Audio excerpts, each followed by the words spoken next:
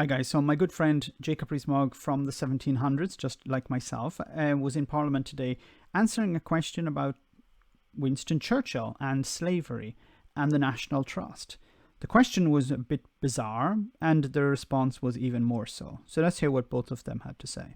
Thank you, Mr. Speaker. So this week, the National Trust produced the interim report on the connections between colonialism and properties now in the care of the National Trust, which it listed 93 properties that it is responsible for with links to slavery and colonialism. One of those...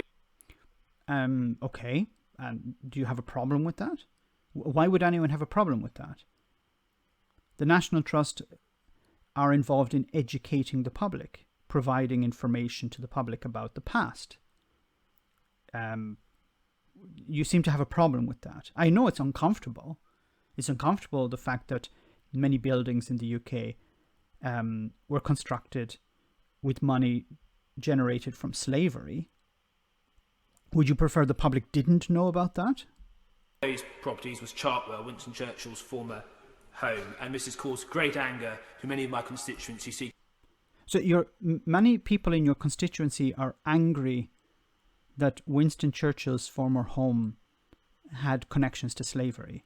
So which part are they angry about? Are they angry that the building was connected to slavery, that people were enslaved and money was made from that in order to build this building?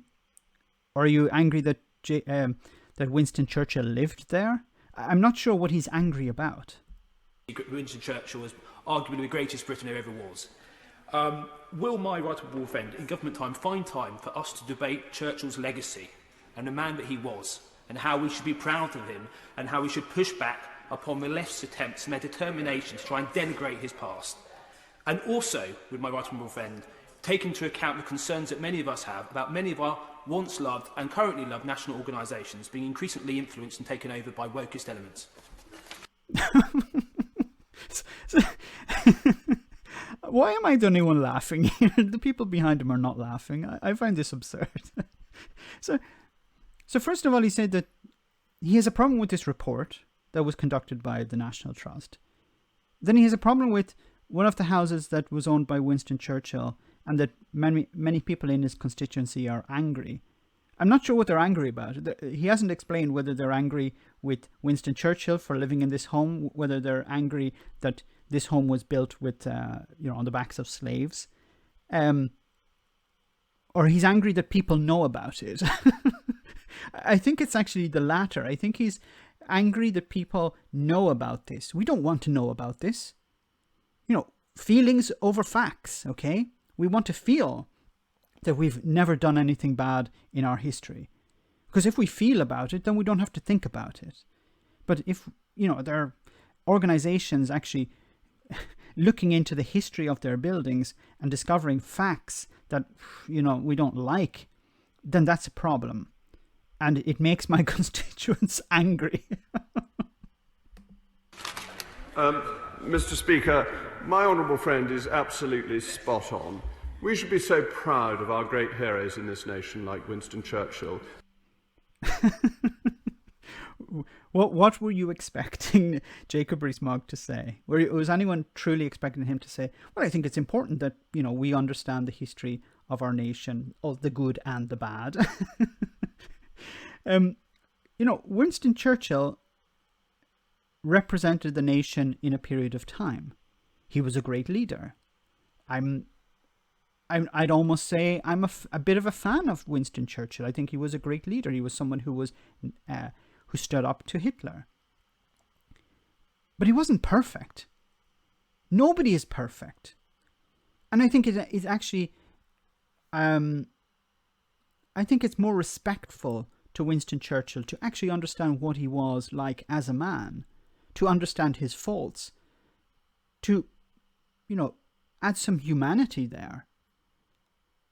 Something that makes us human is that we have faults. We're not perfect. We're not angels. We're not gods. Okay?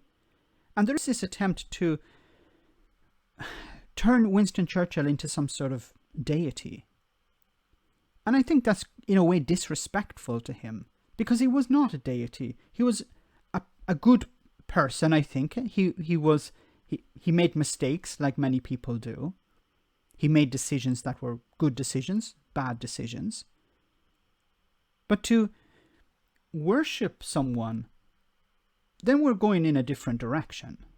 And an organisation like the National Trust should be honoured that it has Churchill amongst its portfolio of properties, and it should remember that its properties were given to it by people who expected them to be custodians of our history, to be proud of our history. But custodian of history is good, but should you ignore history at the same time? You seem to be very interested in saying, well, history, I'm an advocate for history, but only the good parts, only the parts that I like. Why do you want to ignore certain sections of the past, Jacob Rees-Mogg? Why do you want to ignore part of British history? Like, I'm not a huge advocate for national pride, because I think almost all nations on this planet have done some good things and some very bad things. And this idea of national pride doesn't make a lot of sense to me. You can be happy about what your country is doing at the moment, but to be proud of it, I think, is dangerous. You can be happy about what your country has achieved, the direction it's going, but pride in a way convinces you to stop looking at the negatives. And if you stop looking at the negatives, you never actually make your nation better.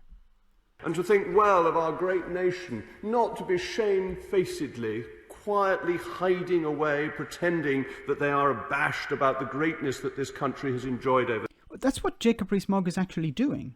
He said we shouldn't be hiding away. You are actually hiding away. You're hiding away from the facts. Why are you afraid of the facts, Jacob? Why are you afraid of the fact that many of these mansions, these beautiful buildings, were constructed with the money that was generated from slavery? Why do you have a problem with that? Are you that weak? Can you not say, look, these beautiful buildings, I think they should be respected. They have a mixed past. But by educating the public about them, understanding what they are, they can have a particular place in our society. Am I being unreasonable here? I don't think I'm being unreasonable. I think it's disrespectful to the people of the past. It's disrespectful to history itself to ignore parts of history. Over so many centuries. And it is sad that a once great organisation, a membership organisation that owes a duty to its members, many of whom I hear are now resigning in protest, owes duty to its members, cannot realise how wonderful a man like Churchill was. And he is not alone. I could give a list of the great figures of our past, but Mr. And what does that achieve? Yes, you can take particular people from history and say only good things about them and ignore their humanity. And I think that creates a type of worship that is dangerous. If World War II had turned out differently and someone else had won, what do you think they would have had? How would you think they would have described Winston Churchill? That's why I think it's important to look at the positives and the negatives of people. They're human. They're not gods. They're not deities. They deserve that respect. But you're not going to get it from sycophants like Jacob Rees-Mogg or the guy who asked the question, which is the real sad thing here. Let me know in the comment section, guys, what you think. As always, your comments are greatly appreciated. Thanks a lot. I want to say a big thank you to all of my patrons. You ensure that this channel continues to exist. I'm eternally grateful for all of your support. If you join Patreon, you will receive instant access to our Discord server, where we have both audio and video chats. You can chat with me and other patrons, where we discuss important and non-important issues. Becoming a patron per month costs about the same as a large coffee, so why not check it out?